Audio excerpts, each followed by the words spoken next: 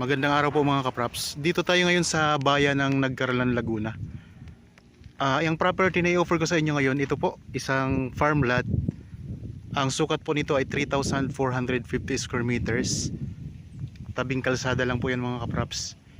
Itong kalsada na to, ito yung papunta sa Nagcarlan town proper. Nasa 10 minutes travel time lang po mula dito sa property papunta sa town proper ng Nagcarlan. Tapos meron dito mga kapraps, overlooking view. Ayun, tanaw natin dito ang Laguna Lake. Ayun mga kapraps, ang Laguna Lake. Yan. Tapos ito yung property. Yan mga kapraps, ang property. Ang boundary nito, itong may mga puno ng mahogany. Yan dito mga kapraps, sa may creek kasi ito na maliit dito sa may dulo, sa pinakagilid niya.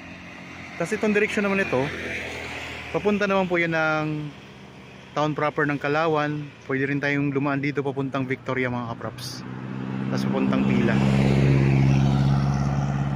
Mayroon na pong access ng kuryente at saka tubig. Ang property na i-offer ko sa inyo ngayon, ito po ay titled property. So ako nga po pala si Buds, ang inyong laging kasama para sa virtual viewing sa mga property na i-offer namin. Bali mula dito sa kalsada mga kapraps, medyo may pa-slope dito papunta doon sa loob ng property. May ano na po, may bakod na po na barbed wire.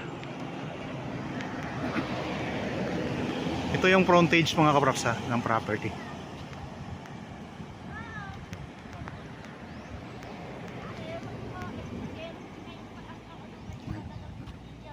So ang kagandahan nito, sementado na po siya mga kapraps papasok sa loob.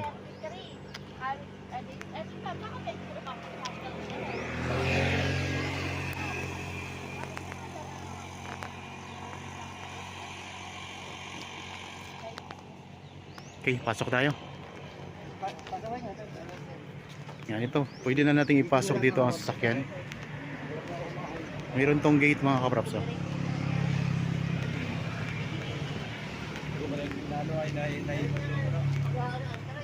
Yan, dito na tayo sa loob ng property ngayon. Ang mga tanim nito, ito may mga puno ng saging.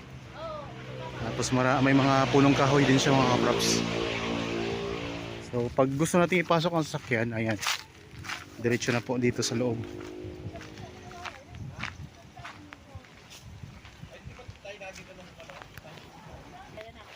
Okay, tara, pasok tayo mga kapraps ha. Ikotin natin to.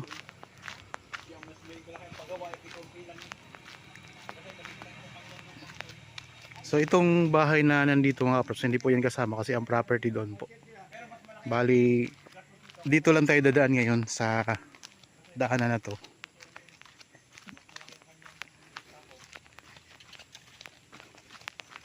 Kung nais nyo naman pong magpagawa ng sarili nyo ng dadaanan, so pwede din naman po. Pero dito pwede pa rin tayong dumaan.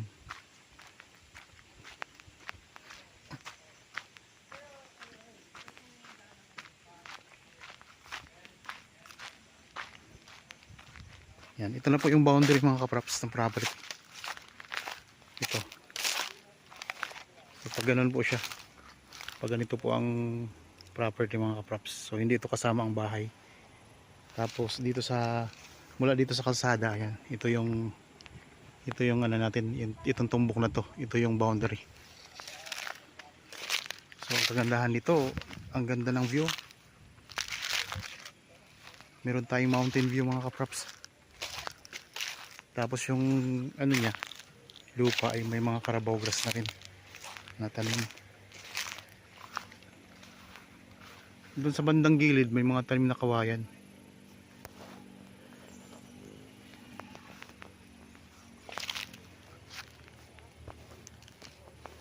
May mga alagang baka ngayon ang caretaker dito. So ayun po ang kalsada mga kapraps, yung pinanggalingan natin kanina, dyan tayo galing kanina. May malaking punong kahoy. Tapos meron ding puno ng lansones. Ito.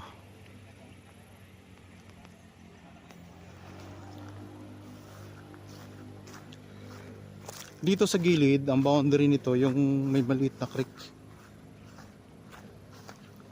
Ito nga kaprops ang boundary, yung may mga mahogany na yan. Ayun yung kalsada mga kaprops pag ganito po tayo. Yan. Yung boundary natin. Yun doon sa may mga kawayan na yun. Tapos pag ganito po. Tara. Ikot-ikot tayo.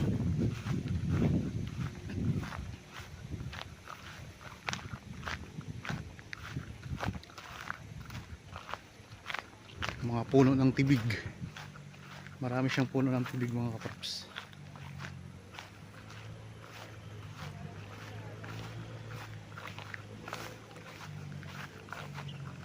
Okay, dito ako sa gitna na bahagi ng property. Ikot ko lang tong camera.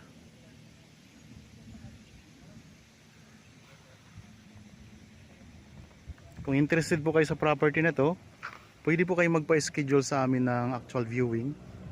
Makakontak niyo po kami sa mga contact details. Nandyan po sa inyong mga screen. Meron tayong Viber, cellphone number, Facebook Messenger, WhatsApp. Ayan, pwede nyo kaming kontakin. Tapos ang mga detalye pa nito, mababasa nyo po sa nandyan po sa description box. Tapos kung may tanong pa nga po kayo na wala dyan sa description box, pwede nyo kaming kontakin mga kaprops. Maraming puno ang tubig dito. Tayo hanggang saan? Maraming doon mga kaprops.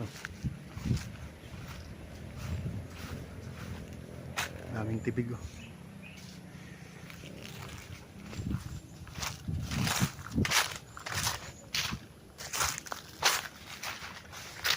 Dito sa likod may mga kawayan.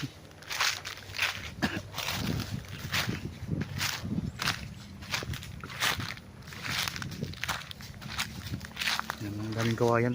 Pwede nyo gamit to para sa pagpagawa kayo ng kubo. Pwede.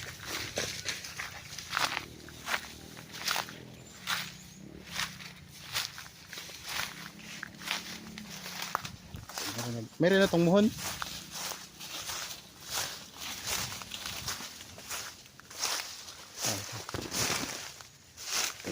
Yung poste. May poste na pala dito mga kaprops na semento. Ayan. So yan yung pinaka boundary, itong poste na semento na to. Pinaka corner ito mga kaprops ha. Ayan. Okay. Anuhin natin. Kutin natin ito. Dito! Magulo kayo dyan.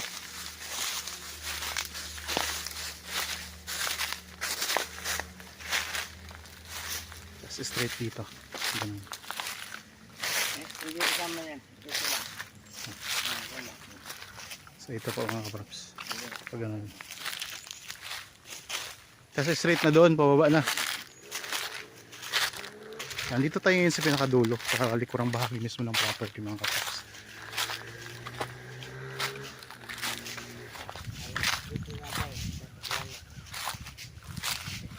Ganito.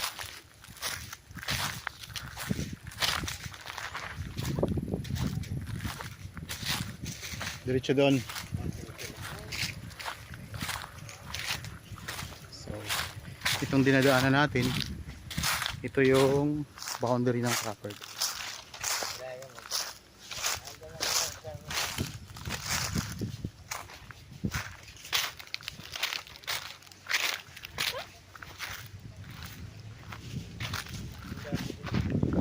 Yan, ito may muhon na po ito. Ito mga kaprops sa boundary niya. Itong muhon na to. Tapos pag ganun,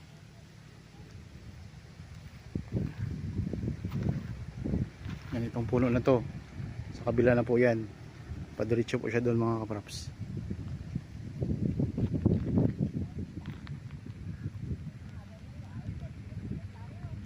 So hindi siya ganun kadaming mga tanim ng mga prutas, pero kung nais nyo naman po, pwedeng naman po itong taniman.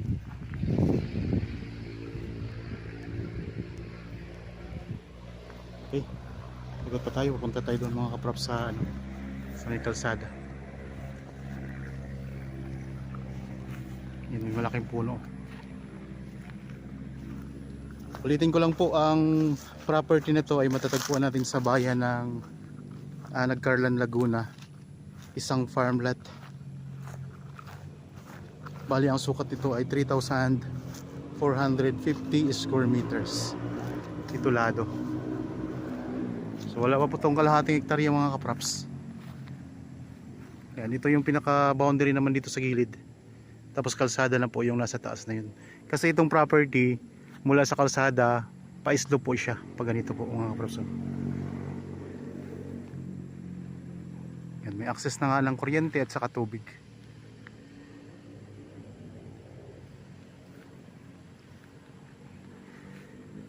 Yan, dito yung pinakadulo. Yung muhon mga kaprops kanina, yung tinuro ko kaninang muhon. Yan, nandun po.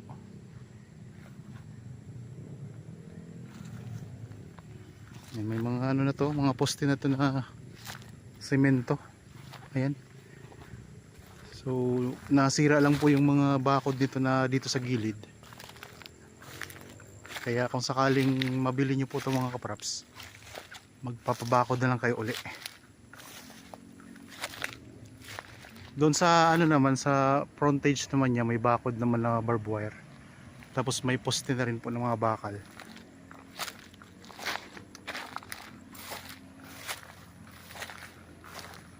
Ito yung mga mahogany oh.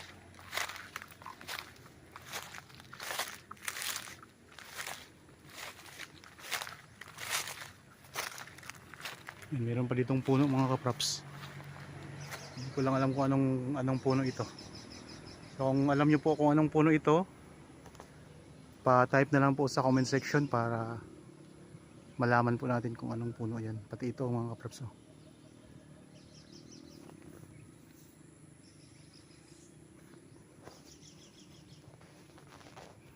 Yan, ayan ang lupa mga kaprops, pa-slope siya dito. Yan, pag ganun po. Yan, galing tayo doon kanina. Doon sa may kawayanan. Tapos pag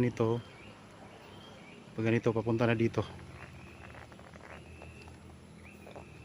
Okay. Dito tayo ngayon sa gilid mga kaprops, sa corner. Ito yung corner ng property ko. Ng kalsada.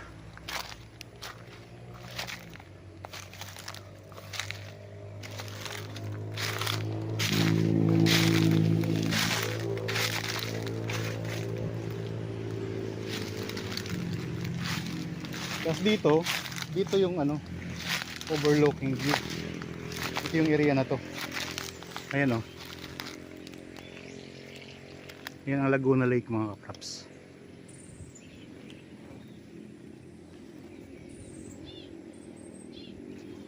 Kaya kung gusto nyong magkaroon ng bahay na kita yung Laguna Lake, dito kayo magpapabahay sa area na to para tanaw na tanaw natin.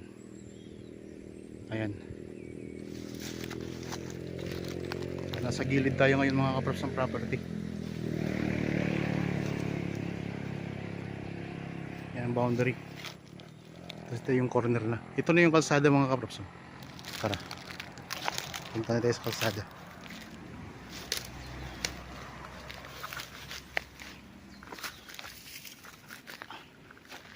Yan, ito na oh. Kalsada na yan.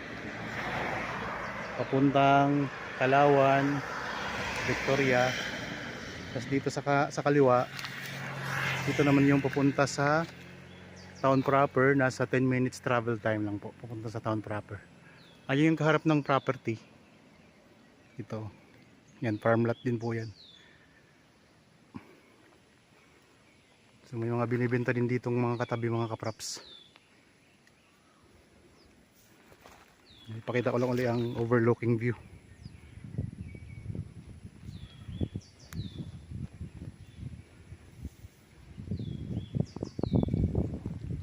Okay mga kaprops, punta na ako sa kalsada. Dito na tayo. Pakabit na lang kayo ng kuryente. Ayan lang ang poste. Oh. Marami ding nadaan dito, mga riders. Tapos yung mga namamasyal papunta sa Nagcarlan.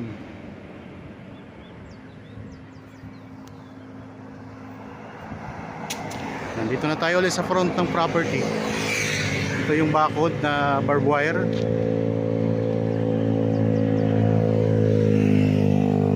Ang mga poste niya ay mga bakal.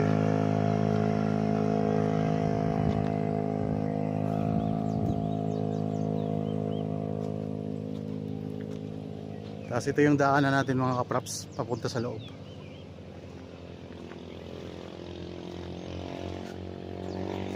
Yan. Okay, literal na naikot na natin yung buong property mga kapraps ha.